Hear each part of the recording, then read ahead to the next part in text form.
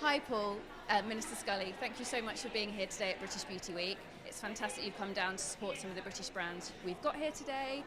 Tell me really about your thoughts on why it's important to be supporting these British beauty brands at British Beauty Week. Well, it's really good to see the energy, the passion and the drive for people that are promoting their sector. It's a female-led business sector, it's entrepreneurial sector, and there are so many young people working in it. So that's why we want to make sure that it's right at the forefront of what the UK has to offer, not only just because it's important for the economy, not only because it's important, as I say, for all of those different groups, but it's also massively important for mental well-being and physical well-being as well. So I'm really pleased we get reopened and promote this to the world.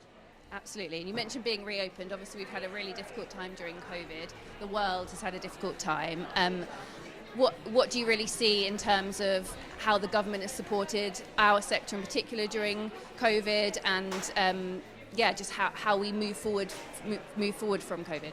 It's been so tough for the sector, like it has for others, but this has been particularly hard pressed, and that's why I was delighted that we were able to get beauty open first in the latter lockdowns, because of that well-being, because of that fact that they've been so hard pressed in the first lockdown.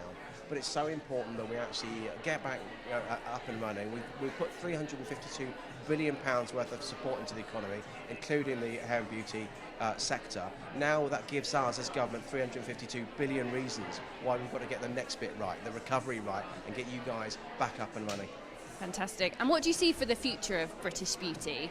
So I'm thinking not just UK-wide, worldwide. How can the government be supporting us to really get ourselves out there and get a name for ourselves as British beauty is where it's at from a worldwide perspective?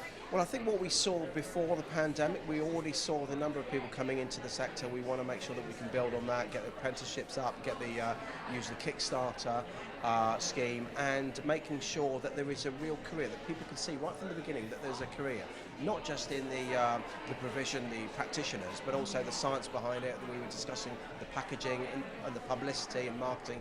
There is a section right the way across for anybody to get involved in what is actually a really important sector for the country. Lovely. And last question, what beauty product can you not live without?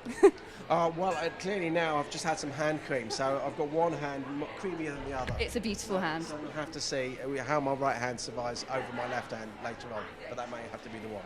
Thank you very much.